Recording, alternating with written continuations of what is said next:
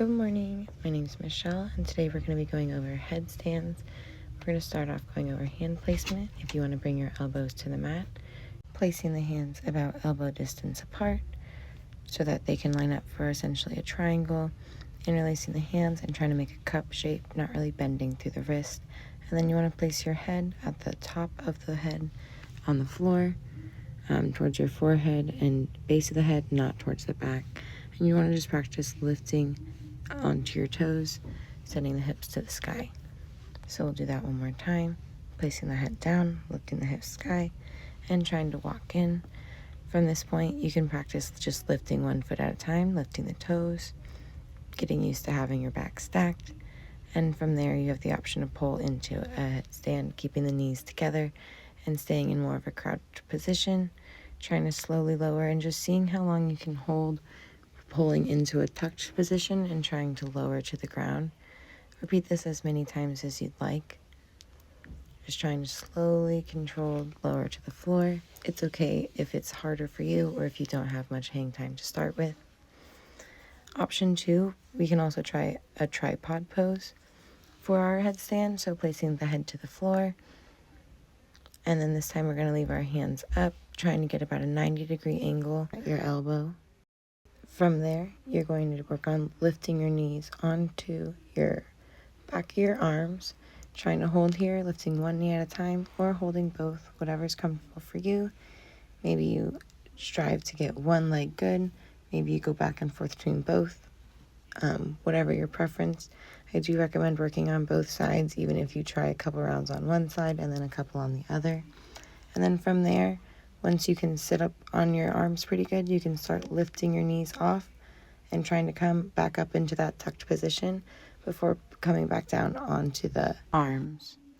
And from here, we're going to take a quick pause to roll out the wrists and stretch a little. So if you want to do clockwise and counterclockwise rolls, if you want to flip your hands towards you and flex them down, or flip them away from you, flex them down, whatever your go-to wrist stretches are, or you can follow along with mine, whatever your body needs.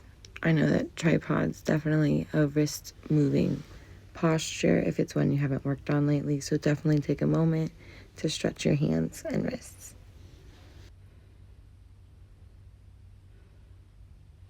Now that our wrists are stretched, we're going to go through these a couple more times, coming back to the supported headstand variation, cupping the hands, supporting the back of the head, and walking the feet up. You have the option now to try and pull into your tucked variation, and if you want to try and bring your legs up, feel free. If you want to have a wall near you, that's fine, or if you want to be away from the wall, that's fine too. If you are near a wall though, we're going to have it as an option as a prop here for this next drill. So coming down into our supported headstand, lifting through the feet, and just trying to walk our feet forward, trying to stack through the hips, through the shoulders, and just keeping the wall behind you if this is hard for you, just to help you not lose your balance.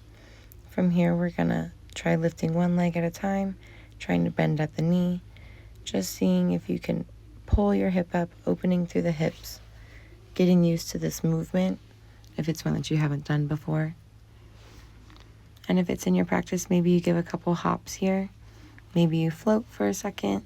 Maybe it's just a hop, noticing the difference from the two sides. Not minding the differences, but just noticing where you're at. And from here, you have the option to try and hop into a tucked position one more time before we start rolling out the neck. Coming to seated, we're going to start with bringing the head to the shoulder, slowly trying to rotate the head down before coming back up and rotating to the opposite side. When you're ready, start rounding down, bringing the chin to the chest, slowly across from one shoulder to the other. And if that feels okay, feel free to roll to the backside body, making big circular motion before going counterclockwise the opposite way. Inhaling here and exhaling, noticing how this feels, what we've been working. And coming into cactus arms, Inhaling through this motion and exhaling out of it. Option for bear hugs. Make sure to go both sides, moving one elbow on top and then bottom. And we'll go through this one more time for a supported headstand before we close out for the day. The last drill I have for you is to help you hold your tuck. So with the wall behind you, you're going to pop up into your tucked position and lean back onto the wall, just using toe taps to try and help you find your center, and then trying to hold that tucked position. If you wobble, it's okay, letting the wall support you, and just trying to see how much hang time you can get in this tucked position before you topple over. Or if you're not toppling over, how long can you hold it?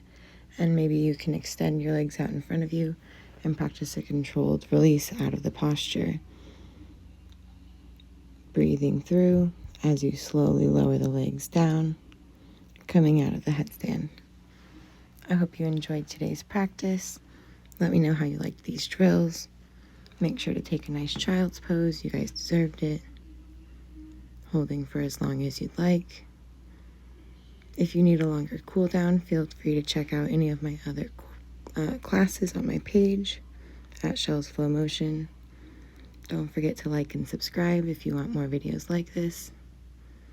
Enjoy the rest of your day, guys.